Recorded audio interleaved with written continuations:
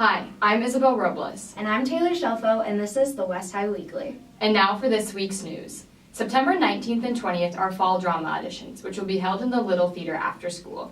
New to West this year are cell phone detention lockers. Schultz says that lockers are for students to secure their cell phone when they have been asked to because it has become a problem with their education and the education of others. New broadcast material has also entered the halls of West. These 3 rooms in the library will allow students to have a place to work on TV, radio, and podcast-related multimedia projects for school or personal use. A 3rd room for printing is for printing posters, like the ones currently being placed in the hallways. The PE department is behind on the licensing of the heart rate monitors. Charlie Stump, the teacher in charge of Arena PE, uses strength training, flexibility, and active games 4 days a week to try and get the students to raise their heart rates and benefit from the class. Times have changed at West this year, causing school to run from 8:50 a.m. to 4 p.m. Another difference is the addition of AFT. No one likes waking up early for school, but when it's an hour later than what we're used to, sometimes it can be a good thing. Here's a few people talking about what they think of the new bell schedule. I actually really like that we start school later, but I think that extracurriculars go too late into the night, and it's really hard to get to school and back from school with all people coming from work and all that stuff. So there are a lot of ups and downs of it. So you've heard the pros, now let's hear the cons.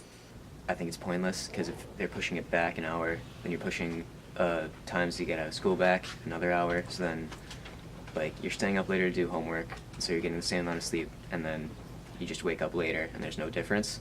So why bother? I mean, I'd rather have more free time after school and just get up earlier.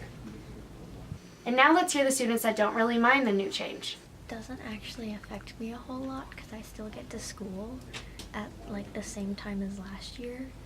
So it's not like I actually get to sleep in or anything, and if anything, I'm just doing more homework the day it's due instead of the night I get it.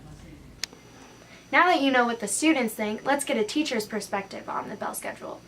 I think when the times come out, as far as teaching, I think we all just kind of adapt. Personally, I kind of like it because in the morning I like to go work out and swim, so now I don't feel as rushed to try to get here and beat the crowd and get across town because I live on the east side. So on a personal level, I think it's fine, and teaching-wise, at the same time, I'm hoping, we'll see, it hasn't yet panned out. The first hour, usually when you have upperclassmen, that they aren't as tired, but I can't tell yet because it's too early on, but hopefully that'll make the difference, and I think that's the key consideration, just that high school students tend to wake up mentally, physically a little bit later, so time will tell, time will tell. Along with our new bell schedule, we now have academic focus time. Here's Dr. Schultz explaining more about what it is. The idea is that students who had been struggling because they missed out on this key piece, that they'll have a chance to get retaught that, and they won't get so far behind. No matter what the school decides to do with our schedule, waking up in the morning is always going to be tough. Now to Ethan Goers for sports. Welcome to Ethan's Elevator. Hi, this is Ethan Goers with sports. This Thursday, Powder Puff will play at 5:30, and then later catch Man-Ball at 7. On Friday at 5 o'clock, sophomores football play City here at West. At 7:15, remember to catch varsity football, also playing in City. Volleyball player Allie Tauken is back to play the season after a quicker than expected recovery. Here is her story. For some high school athletes, a torn ACL can mean a career-ending injury. This was not the case with senior volleyball and basketball player Allie Tauken. During a basketball scrimmage last December, Allie fell on a fast break. What scared me the most is seeing how everyone else was reacting.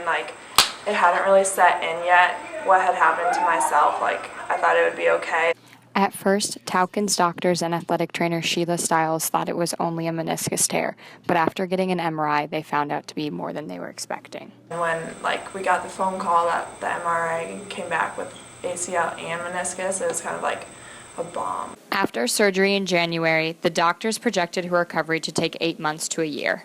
But after 6 weeks of mandatory rest, Tauken started doing physical therapy. I just started walking, and I walked a lot. I felt like a parent, going on walks all the time around the block and stuff like that, just because that's what I needed to do to strengthen. By 3 months, Tauken was cleared to begin more intense exercises. Then, on the first Sunday of the summer, she began to meet with assistant coach Scott Sanders weekly. She's a kid that she's going to work really hard, and as a coach, you have to be aware of that. Her friends helped her regain her strength as well. I could tell she was in so much pain, but she pushed her comeback because she didn't want to let the team down her senior year. On Tuesday night, Towkin and the volleyball team won the Spike against City High. Towkin scored 11 kills in the game. I think it was really eye-opening to me to see what kind of great person my best friend is. Next fall, Towkin will attend Missouri Western State University for a volleyball scholarship. For West High Weekly, this has been Isabel Robles.